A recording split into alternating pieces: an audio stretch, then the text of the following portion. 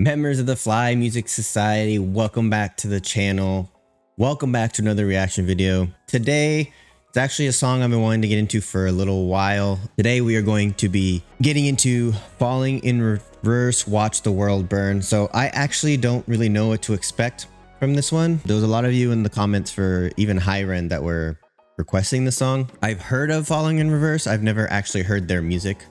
I know that they're like a kind of a metal-ish band. Again, I didn't do a lot of research on them, but I've heard that they're kind of a mixture of different. In any event, I'm excited to get into this. We've been doing a lot of hip-hop on this channel. I'm excited to get into some rock. I know that Ginger was rock, we just did that, but that was more of a vocal analysis. I actually want to hopefully get into some music analysis on the channel because I've been missing doing that. I like the musicality of things too as well. So but I'm excited to get into this. Before we get into it though, make sure that you like and subscribe and hit that notification bell.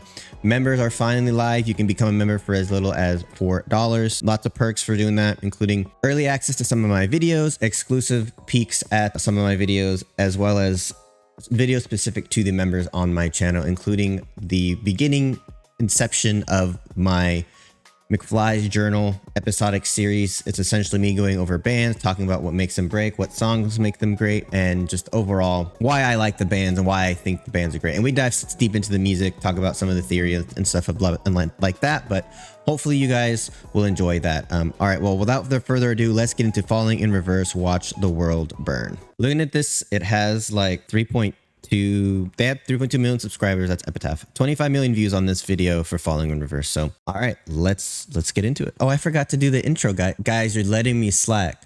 What we do here on the channel is we watch the video. I will interrupt here and there to talk about things that I think are important. And then at the end of the song, we talk about the message and we talk about the music. So that's what we do here on the channel. Guys, don't let me slack on that again. We're sending you back to the future.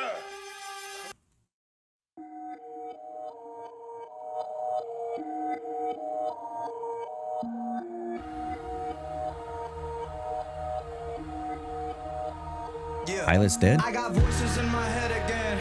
Tread carefully, and I don't medicate. It helps me temporarily.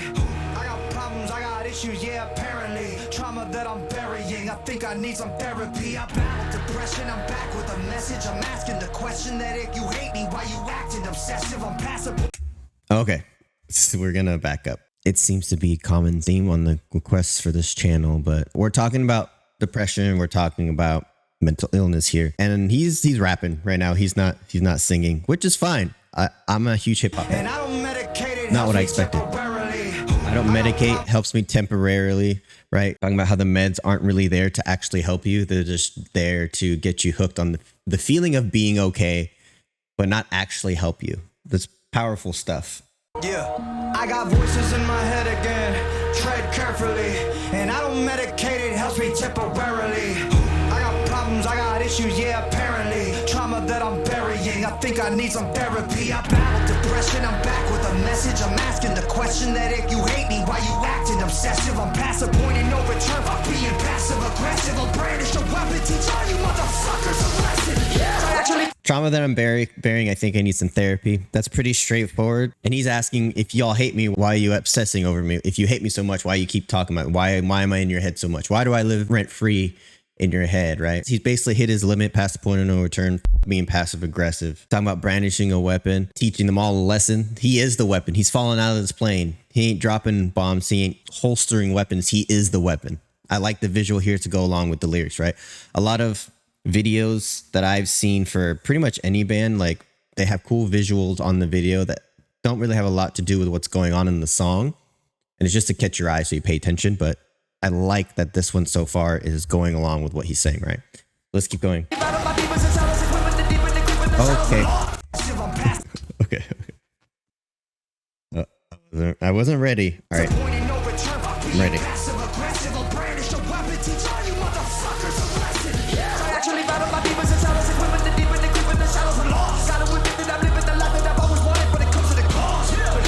Okay.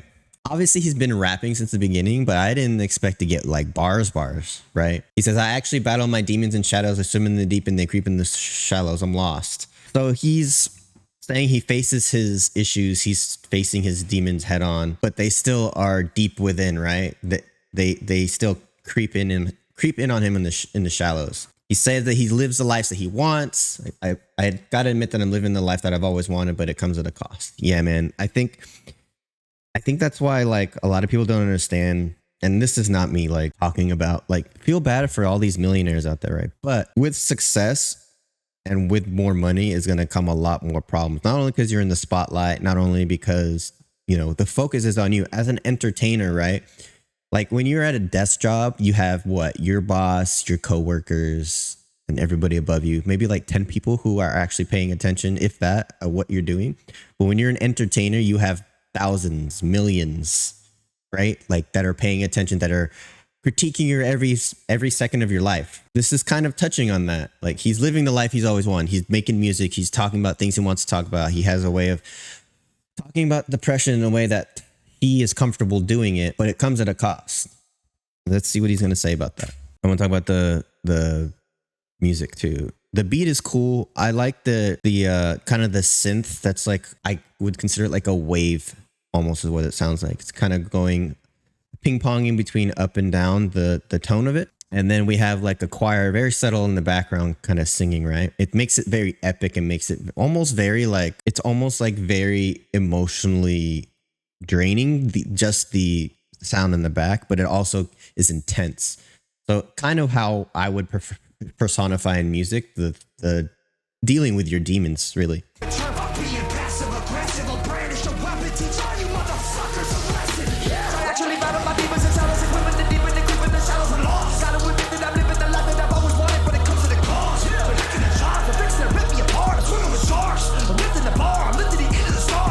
Okay, guys. I mean, it's one thing to like have a cadence and like rapping with, you know, like he was saying, like he was, I'll brandish a weapon, teach all you motherfuckers a lesson. Like to keep doing that, to have that rhythm in your bag and keep doing that in the song is difficult enough, but to change it up, like we talk about this in some of the other hip hop stuff we did with Ren's Illest of Our Time, right? Like changing up the cadence of your raps like is difficult, but to keep it going and to come at it like he is, like he's not just like monotoning. Like there's rappers out there that are very monotone and very gently like rap like this with different cadences. There's just so many nuances to how you rap, right? There's people that rap fast but just rap fast. There's people that rap slow and like keep you involved because of how chill the raps are. There's all these different types of ways to rap, but the good rappers can do it all, like Eminem, right? Like he can rap fast, he can rap slow, he can be deep, he can get you with the Godzilla type of raps where it's just like there's all different types of ways to rap. And he, in this one little section, is going through seems like he's going through a lot of that in succession, right? And he's flipping the rhyme schemes too.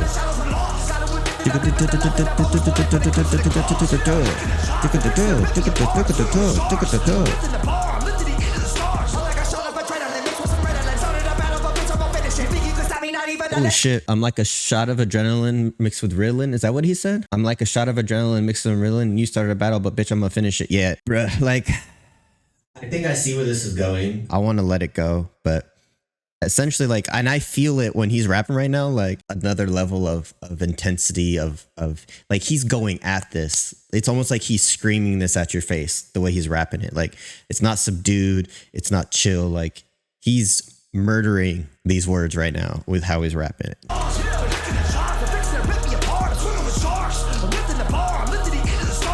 Nonchalantly always falling out of a plane.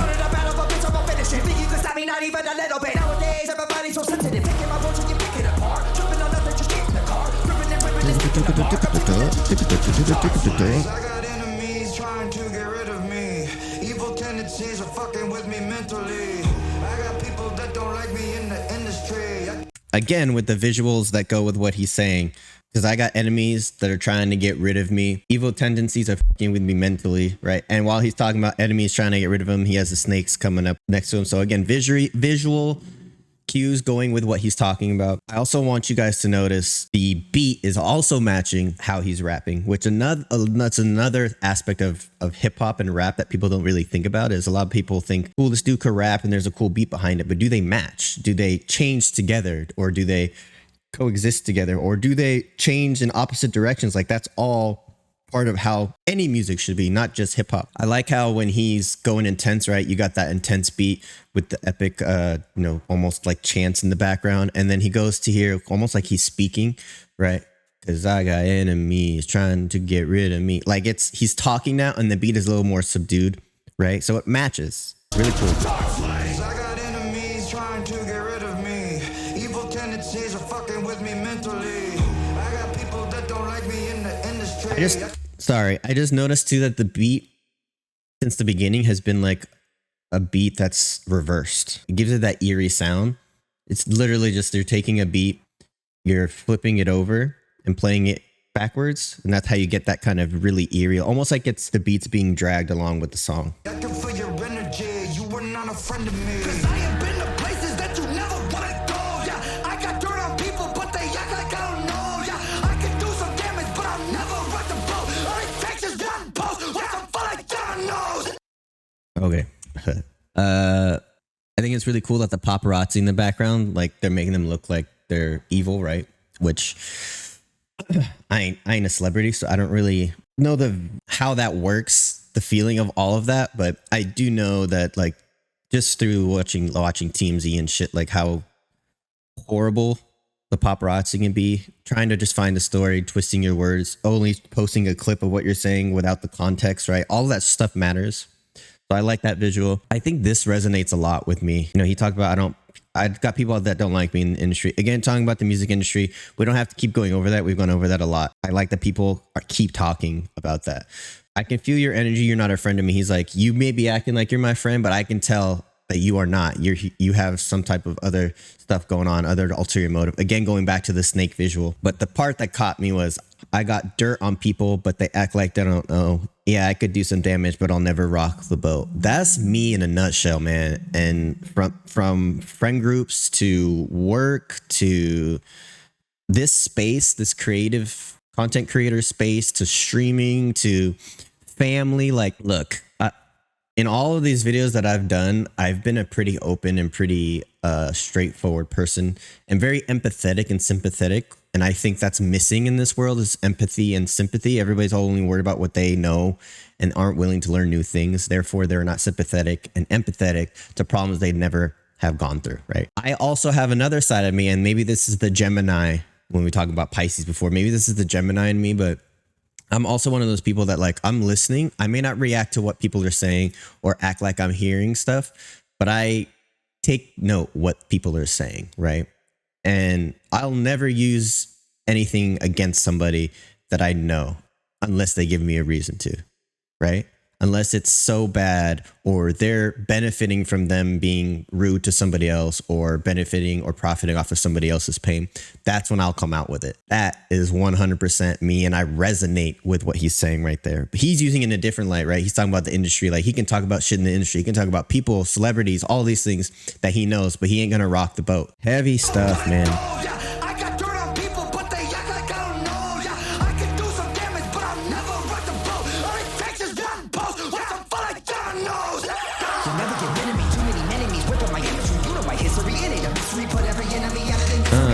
Another rhyme scheme.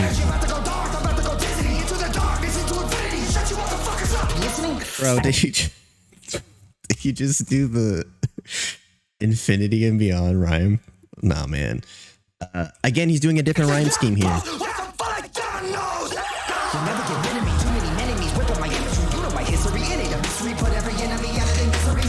Right, that was all the same rhyme, right? You never get rid of me. Too many mini-me's.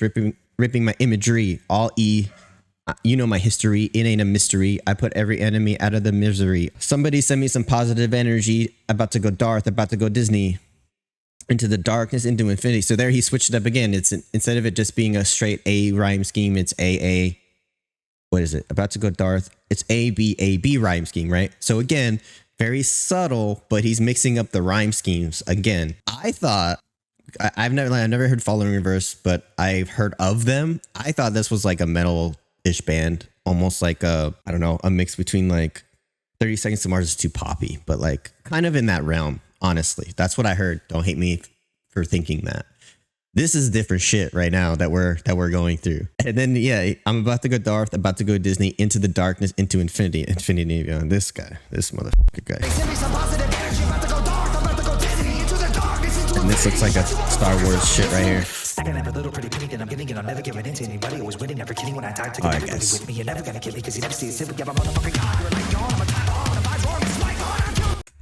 Alright, guys. Alright, that's it for the day. I don't need to go over this. I mean, they don't need my help. He's talented as hell. What the fuck is happening? Oh my god. I wasn't even paying attention to the lyrics because of how. So, like I said before, there's people who can rap fast but really aren't saying anything. You can rap fast and say words that rhymes without really saying anything profound, right? Then there's like people like Eminem, Busta Rhymes, who actually say shit that makes sense with large words and idea, make that fast rap way, way more impressive. And this is me, in my opinion, but like fat rap, I can barely talk. So rapping fast obviously is a talent, but I think the next step to be between being very good at it and being a master at it is being able to pretty much rap any words, right? That you can think of. The whole thesaurus and dictionary is at your disposal. Basically what I'm trying to say, but I need to go back. Stacking up a little pretty penny, then I'm getting it. I'm never giving in to anybody. Always winning, never kidding. When I die, taking everybody with me. You're never gonna kill me because you never see a simple. So he said, I'm stacking every pretty penny. What did he say? I'm trying to catch it. Here, I'll try and catch it. I'm never giving in to anybody. Stacking up a little pretty penny, then I'm getting it. I'm never giving in to anybody. Always winning, never kidding. When I never giving in to anybody and always winning. If I die, I'm taking everybody with me. I'm getting it. I'm never giving in to anybody. Always winning, never kidding. When I die, taking everybody with me. You're never gonna kill me because you never see a simple. I'm a fuck motherfucking god. I'm a time bomb. I feel like this is the ping pong relationship that people have with depression. It's extremely high highs and extremely low lows. When you're high, you're like, I'm a god. I'm invincible. Like I can do whatever the I want. And then when you're down, you're like, I'm a time bomb. I'm about to lose my shit. He literally said all of that in a matter of seconds. Kidding, when I die, I'm taking everybody with me. You're never going to get me because you never see me simply. God, you're a light yawn. I'm a time bomb. I didn't get that. You're a light yawn, bro. That's a crazy comparison. I like that. I'm killing the syllables with a loaded refillable. I'm a lyrical, typical supervillain. I'm a venom. See, like these large words with the fast rhyme scheme is what differentiates a good rapper from or MC from a masterful one. I'm killing the syllables with a loaded refillable. I'm lyrical, typical supervillain. I'm venomous, and I'm never gonna stop until they put me on the top of the list. I can't control the monster and any longer that's inside. I pull up the lyrics because once you get to the fast rapping, like I can sit here and you guys can watch me go over it and over it, but that's not really that much fun. All right, let's keep going. Syllables of the letter of Philip. I'm a lyrical, typical supervillain. I'm venomous and I'm until they put me on top of the list. I can't control the monster any longer that's inside. The pain and sorrow left us all alone. What the fuck just happened? This is what I thought they were right here. I guess they are, but not just that.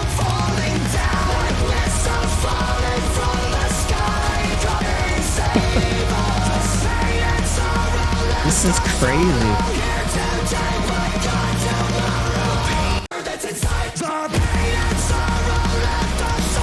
You got like the kind of metal ballad, the new, not new and new metal, but like new NEW metal ballads that have been kind of prominent from like the 2010s and up, right? That's what this section here is. Pain and sorrow let us hollow. No tomorrow is hard to swallow. Death is calling, so appalling. Type of walking, now I'm falling. All that is super poetic. Like I've said before in previous videos, good rappers are also poets. Good music writers are also poets, right? Ren, we know he's a great poet, great writer. Tupac, one of the best rappers ever to live on the face of the earth, was a poet at heart who became a rapper, became an MC, right? All that stuff makes sense to me.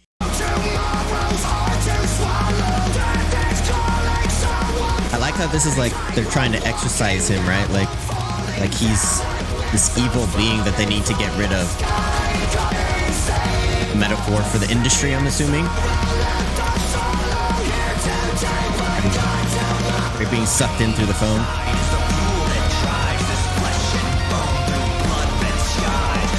Arpeggios.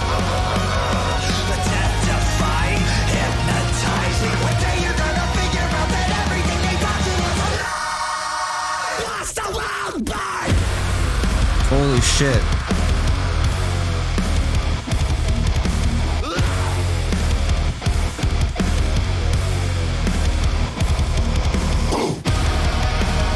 Bruh, I got chills right now. See him lifting up like that?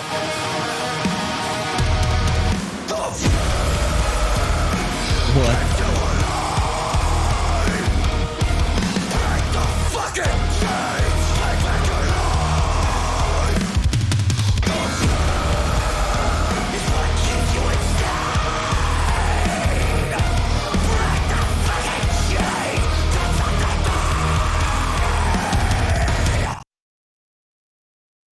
Well, that fucking ended abruptly. I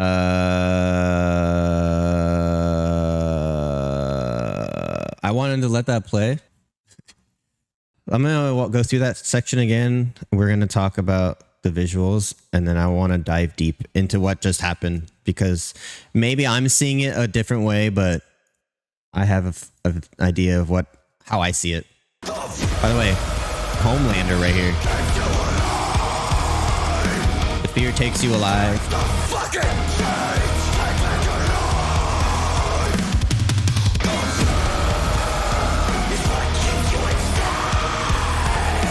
Fear's what keeps you inside.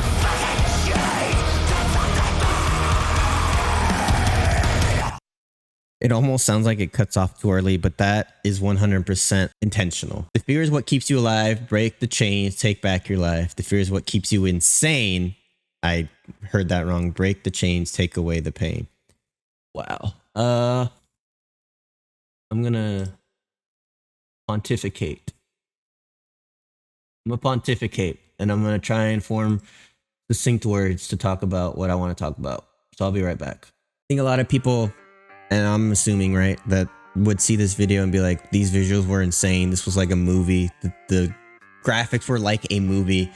Like, this was crazy. The visuals go really well with what he's talking about, but also his journey in the song. You know, at the beginning, he's kind of talking about how he needs help. He's going through depression. He's living the life he wants to live, but with that comes more issues. Talking about, you know, the music industry, all those things, right? But what this is kind of a journey through the ups and downs of literally a depression. And a lot of these songs in the past that even we've gone through about depression kind of talk about the subtleties of depression, right? This one is talking about, like, I'm having a mental breakdown and I've exploded at this point, and now everything is going to go. Like, that's literally what this was personifying in this. You know, making himself out as this monster who can't hold in his anger anymore. When the anger is released, everything happened, right? He turned into Homelander there, just slicing through people with his eyes, burning the priest, burning the crosses, burning the church down, burning the world. Like, that was the release of his anger and his feelings onto the world. I feel like that's heavy. Like, that's super heavy and a super crazy way to talk about depression. Like I said before, it's always been the subtleties of it, but not a lot of people talk about the sheer anguish that can come with it. The reason that I got goosebumps at the end there was how craftily, like, the screaming part of the song, right? It's in all music, it's supposed to be, this is the intense moment of the song, but I actually felt it in this. Not only with how he was yelling it felt like almost a scream of despair mixed with like sheer anger, but with that was him going insane in the video. I don't know. To me, it was like almost the perfect representation of that, and also the perfect melding of imagery with words that I've seen in a long time. I don't know what else to say about it right now. Like, it's one of those things where there's things that are deep where you can sit there and think about it, and just think about the words a lot, like Jenny and Screech or Hyren or even Motto that we listen to, and Ginger, like all those things that we've seen so far. You can listen to the lyrics and you can think about them. Then there's stuff like this where you can listen to the lyrics and you can think about them, but you can also look at the visuals and how they go together and really think about what's going on. And I think it's important. We went over the music a lot when it comes to the lyrical side of it. The guitar playing on there, it sounds like they're in drop B. I was wrong last time, but I'm pretty sure they're in drop B. I want to check my knowledge on this. So I've never seen this before. This is again another like drop tuning. They're essentially in drop D tuning, but up a half step. That doesn't sound right. It sounds super low, but at the same time, that also makes sense. Yeah, and this whole song is basically an E flat minor. So yeah, it's probably in drop D tuning, but up a half step. Interesting, very interesting. I think that just gives it a different sound. We talked about drop tuning before with the Ginger video. They're playing a lot of arpeggios again at the end there, but again, I think it's ending up being, as a musician, right? It's very hard for me to sit here and say that the music doesn't matter as much as anything else. But because especially in this video, the intensity of the drums picked up when it almost flip-flopped on itself.